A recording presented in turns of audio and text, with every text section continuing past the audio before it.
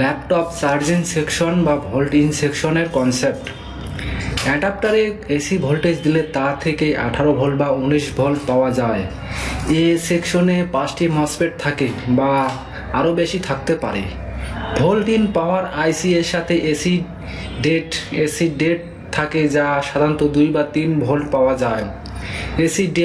AC ড্রাপ এর মাধ্যমে MOSFET 1 ও 2 এর গেট ইনেবলের মাধ্যমে ভোল্টেজ মসফেট 1 এর ড্রেন টু সোর্স এবং মসফেট 2 এর সোর্স টু ড্রেনে প্রবাহিত হয়।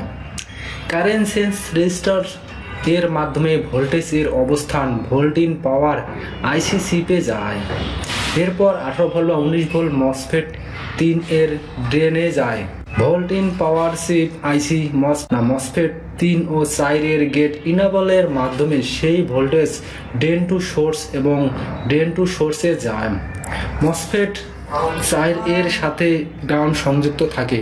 যখন অতিরিক্ত কারেন্ট উৎপন্ন হলে তা গ্রাউন্ডে চলে যায়। এই সার্কিটে কয়েলের সাথে ফিল্টার ক্যাপাসিটর থাকে, যা ভোল্টেজকে পুট ডিসিতে রূপান্তর করে এবং ব্যাটারি চার্জিংয়ের কাজ করে।